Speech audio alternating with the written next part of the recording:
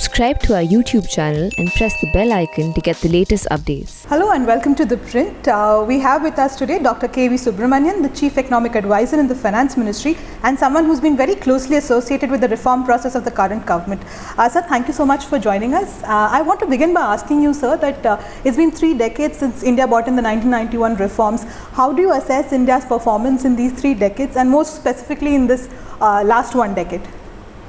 Thank you very much, Remya. So, for me, when I look back at the 1991 reforms, and incidentally, I was in doing my undergraduate studies then, and remember reading in the pink newspapers when the budget was presented. When I look at that change, to me it really symbolizes the importance of visionary leadership. I'll just give an example.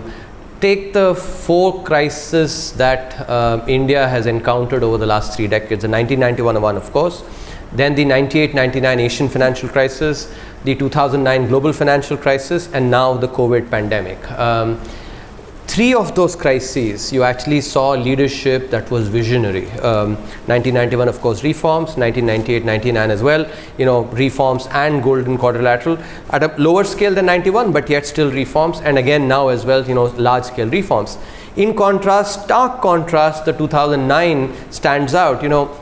Global demand had declined significantly. Our MSMEs and everywhere, our domestic firms were crying out for supply side, reforms and capex investments as well. And all we got was just revenue expenditure, with the most egregious one being actually the 85,000 crore loan waiver, which, as I've shown in my research published in the Journal of Law and Economics, that it just ended up getting cornered by by those that did not deserve it at all. And so the multiplier was tiny. So I think just from this you can see that reforms actually it requires visionary leadership, which is something that was indeed shown by the then Prime Minister.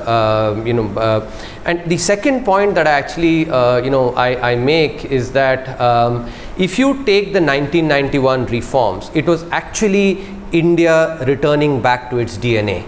Why do I say so? Because if you go back to, and we've shown this in the 2020 economic survey, where up until 1750 AD, India accounted for more than 1/3 of the world's GDP. And why? Because we actually had an economic system which was in fact actually consistent with our social, and cultural system as well of openness. Think about the Upanishads. The Upanishads actually are basically just in a question and answer format. They don't even talk about God. They talk about actually what is real and what is unreal. So that's been our culture of openness, and the same thing was reflected in our economic policies as well. Free trade.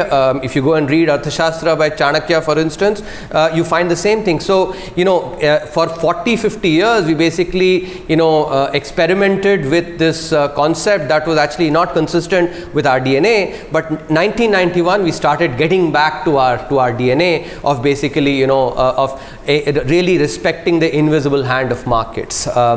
Now when we think about the the current situation, so since 1991 and 98-99 as well, those were mostly product market reforms. You had, for instance, in 98-99 as well, you had telecom sector being opened up, you had the small scale reservations being removed, so mostly your product market. But now what we have been done is our factor market reforms. And I think what we have to acknowledge is, in a democracy, given the political economy, factor market reforms are far harder to do. And I think this is where the importance of visionary leadership is something that has to be emphasized.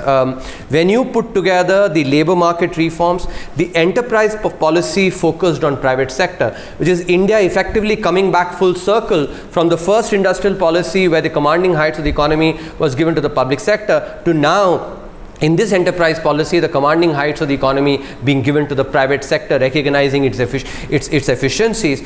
When you take the agriculture reform, and that's seminal, as my colleague Sanjeev Sanyal has written, this is basically since the times of Alauddin Khilji. We've basically there's been a lot of rhetoric for the small and marginal farmer, but the simple freedom of the small and marginal farmer being able to sell where he or she wants to sell has not been there. The small and marginal farmer has been beholden to go and sell it only at one place. And actually, I mean, you don't even need high-flown economics to see the value of this, just plain common sense that we can see from our day-to-day transactions when we go to the market. So that's similarly the opening up of the defense sector, the cryptography, opening up of that, opening up of several of the mining sectors, financial sector reform, the privatization of 2 public sector banks, the insurance, FDI limit being raised to 74%.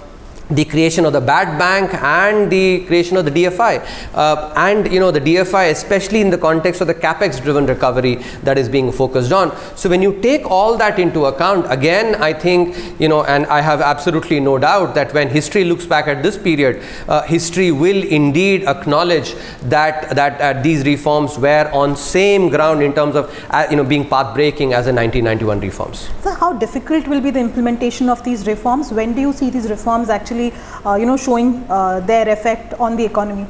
So firstly, Remya, let's keep acknowledge that even after the 1991 reforms, right, the impact took a couple of years to start showing up. It's like you go to you go and check into a hotel room. You find the room to be very, very cold. Therefore you want it to get heated up very quickly. You turn up the temperature to 35 degrees. You sleep and then wake up at 2 o'clock all sweating. If that is basically what happens, just warming up one small room, you can imagine actually how the change and the impact of that. There is a lag, and I think that is something which macroeconomists actually always talk about, the lag effect. But I think one key point that I must mention is that the political economy, the change has been very, very important. The Honorable Prime Minister himself spoke about respecting the private sector, about respecting wealth creators in the floor of Parliament, and the next day the Hindu Business Line carried its lead editorial calling it as a watershed moment and referred to the 2020 economic survey as well for having provided the intellectual the foundation for this. So there is now a recognition that this was India's DNA, and so we should get back to that DNA, because it's not just conceptual, but it actually showed and created prosperity, whether it was the first 17.5 centuries or after liberalization as well. Both historically and contemporaneously, this policy actually has indeed created prosperity, and therefore there is that buy-in. So I'm quite confident about the implementation of these. In fact, there's already a lot of attention being paid to that. For instance, take the privatization, the LIC listing, all of these, there is a lot of emphasis that is being given. Even asset monetization, for instance, is being worked on. And I think, as you must have, I'm sure, observed, the Honorable Finance Minister has mentioned as well about front loading of capital expenditures. And that's the other point I wanted to mention about the recovery, right? If the emphasis is on a capex driven recovery. Why? Because if you take revenue expenditures, when you invest 100 rupees, the sovereign invests 100 rupees, the economy adds only between 90 to 98 rupees. In other words, between 2 to 10 rupees gets lost, it's deadweight cost.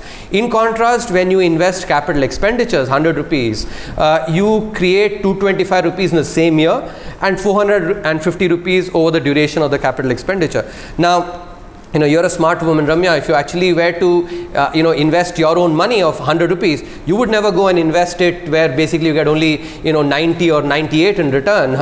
You would go and invest it where you get 225, rupees this year and 450 over the entire duration. And that is the philosophy that we followed as well, because, I have genuinely believed that it's a fiduciary duty of an economic policy maker to treat the taxpayers' money with the same respect as his or her own money, and therefore capital expenditure, the multiplier impact it can create is large. And we saw that even during 98-99 when the golden quadrilateral was created, capex was emphasized, and actually we saw the impact that it got created. Similarly, even in the fourth quarter of this year, if you not just about in the past but even now, the ratio of gross fixed capital formation to GDP in the fourth quarter was the highest in the last 6.5 years at 34.3%, a 26 quarter high.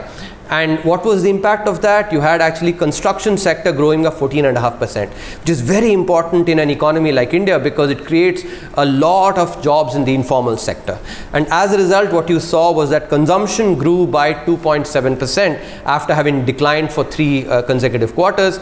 Even your contact sensitive sectors like travel, tourism, etc. registered a degrowth of only 2.3% after having declined in high double digits in the previous 3 quarters. So this philosophy, we saw it working in the 4th quarter actually on the ground, and therefore we are trying to front load the capital expenditures and try and do a lot of them in Q2 and Q3 so that these impact that we've seen in Q4 can be replicated in Q2 and Q3 as well. And overall itself, if you take into account this year the budgetary provision is for 2.5% of GDP in capex, and if you take that multiplier that I mentioned, 2.25 times, about 6% of growth can come just from the capex impact, and that is something therefore very important to implement. And there have been regular monitoring of this as well by the by the relevant ministries. So I'm confident that the emphasis both on capital expenditure and on implementation of the reforms will be done. You must have read the new Minister for Labour has emphasized that it's going to be his priority to come up with the rules for the framing of the rules for the 4 laws, and all of them will actually be, so that also shows the commitment to walking the talk. Right. Also this year there would be a base effect and there's an expectation that there will be double-digit growth, but say from FY23, do you think India would grow much above the 4% pre-pandemic levels that we had seen? So before I respond to that, Remya, I must clarify, there's a lot of commentary on this. We had provided very careful evidence in the 2020 economic survey in the chapter on the state of the economy, where we had a section analyzing the reason for the slowdown, and we showed very clearly that was because of the problems in the financial sector. We all know the bad loans that were created and the hangover of that. We know from research, both by IMF and by researchers at the University of Chicago, Amir Sufi and Atif Mia, for instance, have shown that whenever a slowdown or a recession originates in the financial sector, it's far more long drawn than if it originates in the real sector. And I think the comparison of the global financial crisis versus the current pandemic is actually a very good illustration. Global financial crisis, the effect lasted for a long while for the global economy, while this year the economy is expected to grow by 4.5%, global economy, which illustrates actually how when problems start in the financial sector, they really persist for a long while. And that is really important to understand. A lot of people say, oh, slowdown was happening. It had nothing to do with the fundamentals of the economy, because we are a young population which actually has is in a productive age, and so fundamentals of the economy did not change. It was primarily because of the financial sector. I think that is something that we have to understand, because there is a lot of sort of less careful narrative that is put around the slowdown before the pandemic.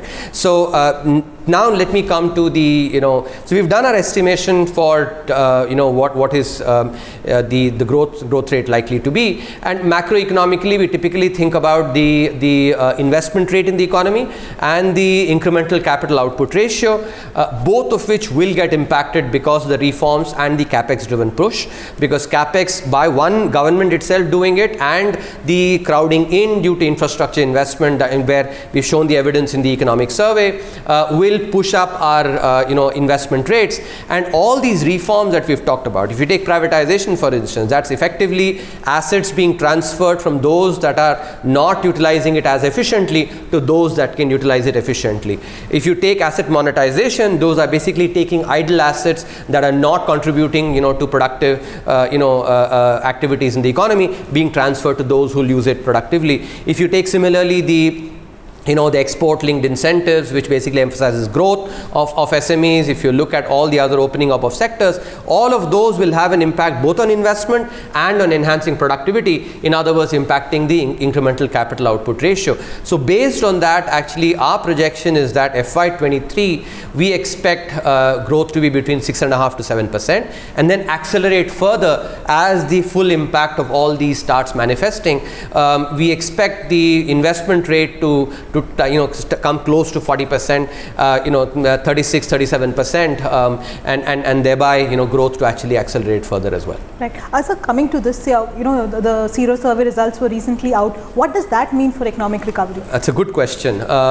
See, this is something which we have to take into account, and I will say this. I will say this with one caveat.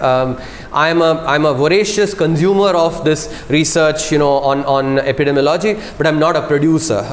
Unlike in economics, where I'm a producer and a consumer both. So that caveat I will say it. But I can say, still having read enough and more of this, I can say with reasonable confidence that. So if you look at the, when the wave started, right, pandemic started, epidemiologists were saying 60% is basically the threshold for herd immunity when the alpha and beta variant, when the alpha variant was there primarily.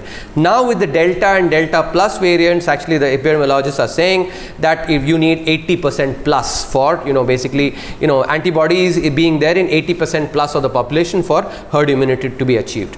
Now if you take this, 67% is already has antibodies. We vaccinated, one shot, at least more than 40 crores. 40 crores, that's about, 33 odd percent, 30% odd of the population, right? There'll be some people, or maybe a good proportion, who would have been infected and would have also gotten the vaccine. So there's some double counting. If you basically take out that double counting, make a reasonably conservative estimate that let's say half of those that are vaccinated are those that have already gotten infected. It could be more, but if we take that, then you actually are getting closer to that 80%, right?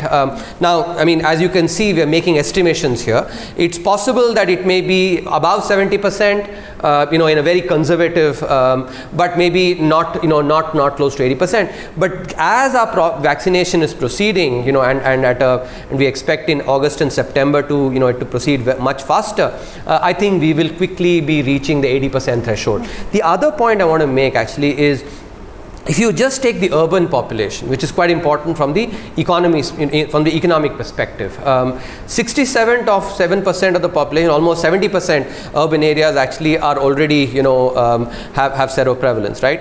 So if you, so urban population is a little higher actually, and if you take the vaccination, and my estimate is that about between 2/3 to 3/4 of the vaccination must be in the urban areas. So when you add that, then you can see it's possible, maybe even more likely than overall for the country, that urban areas might be higher than the 80%. So I think again, precise estimations of this should be done by epidemiologists, but based on these, calculations, I think that the urban areas may be very close, or if not already reached the threshold for herd immunity. But that does not, as I said, my caveat still remains. Yesterday there was an article by Dr. Kang as well, on this, and I think her caveats and her cautions must be heeded.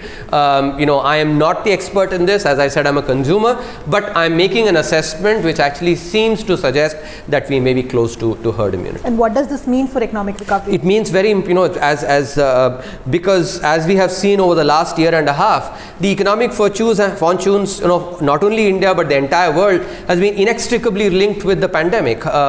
So, as the confidence starts coming in among people that maybe the third wave may not be as bad, that's the other point I want to mention actually, that even if, let's say, people get infected, hospitalizations and deaths may be much lower, because that is the impact of the vaccine. And you're seeing in the UK as well, for instance, there, cases went up, active cases and infections went up, but hospitalizations and deaths have actually been not as much. So I think as that confidence starts coming in, people will basically start, consuming more. We saw that in the fourth quarter, before the advent of the second wave, and actually, consumption grew very well. So I think the closer we are to herd immunity, the more likely that we might be actually, coming to a situation where it may be like a flu where, you basically sleep it out a couple of days or maybe a week at home, but it's not as devastating, in which case basically normal life can resume. I hope that that comes very soon. Right. So on the monsoon bit, there seems to be, monsoon seems to be very patchy, seems to be delayed. What does that mean for the rural economy? How worried is the government about that? See, I'm not a meteorologist again, and I will admit that I've been a less voracious consumer of meteorological research than epidemiological research. So I would say that let's wait and watch on this. There have been, and I'm speaking only anecdotally here, in previous years as well, it has appeared where mid-July or so the monsoon has not been as much, but we have made up. The overall prediction, and I did follow that, was that we should have a normal monsoon is basically the prediction for this year. I would think that should be something that should hold, but even if otherwise, we actually have enough food stocks, especially on cereals, in fact, if anything, far more than maybe is optimal. So I don't think that it should have that much of an impact on the. And anyway, we do have Manrega as a distressed employment. So overall, I think I would say two things: wait and watch. I actually I'm not at this point, at least, not as concerned. Right. Okay. Also on inflation, household budgets seem to be under a lot of pressure. Milk prices have gone up. Edible oil, your pulses, all prices are increasing. Obviously, oil is another. Crude, petrol is something else. What is the government's thinking, sir, on inflation? See, firstly, let's sort of look at some data, and I always like speaking using data. If you take inflation, right, and I'm talking about headline inflation, CPI inflation, food inflation contributes almost 50% of CPI inflation. In fact, that proportion, if you look at it over the last 6 to 7 years, has varied anywhere between 33-34% to 60% even. So it is the biggest contributor to headline inflation. In contrast, if you take, and of that, of course, of food inflation, milk, and other protein items, pulses, oil, edible oils are an important component.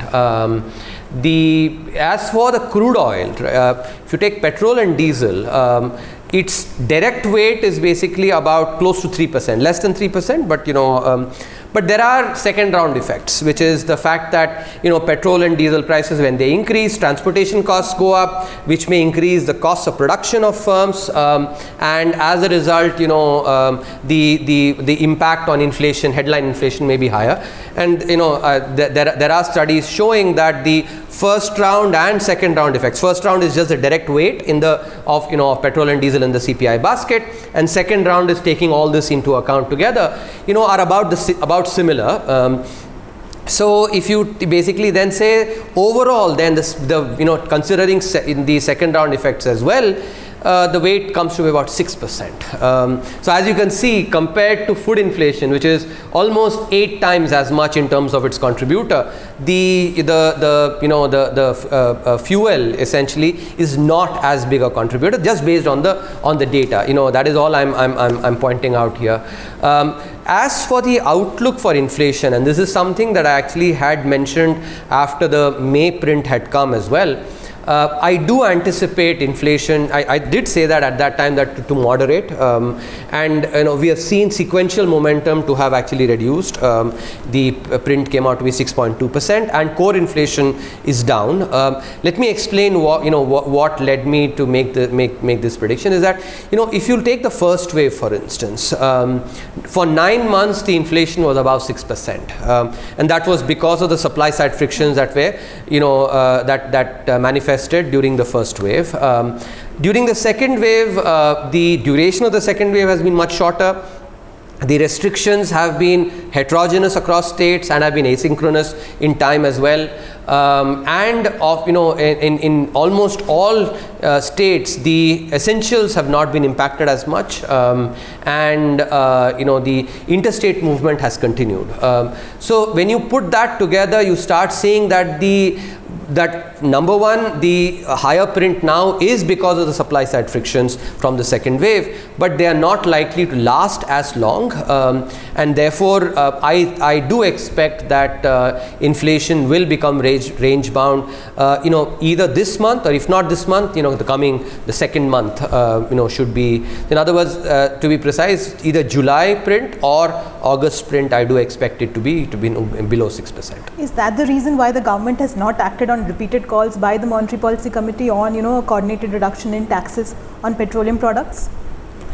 So as I mentioned that any policy measure always involves trade-offs, and I laid out all the facts before you in terms of what is the major contributor to inflation. So when you have trade-offs, you have to actually balance those trade-offs by looking at what's the cost and the benefit, and our assessment has been based on and the evaluation of that calculus. Hence the government's move to reduce import duties on palm oil and rather than move on excise. Yes, because food inflation as we and the other thing also is, and this is something we have to also see, the person that, let's say, works on Manrega wage, or the person that avails NFSA entitlements, is unlikely to have a four-wheeler. So as a result, and the basket, CPI basket, actually reflects this as well, and those all have to be kept in mind in the cost-benefit calculus. Right. Asa, my last question on financial sector. Banks and NBFCs have started announcing their results. There does seem to be some pressure on their NPAs. How do you assess, the first, second wave impact on the banks' balance sheets, especially given, the moratorium and the whole regulatory forbearance will soon come to an end? So let me state some facts on the financial sector. Fact one: for the first time in 5 years, all our public sector banks will be profitable. Fact number one.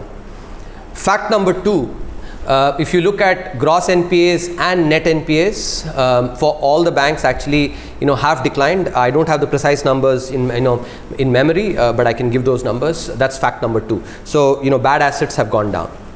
Fact number three, which is that if you look at the provision coverage ratio of our public sector banks, the provision coverage ratio is 88%.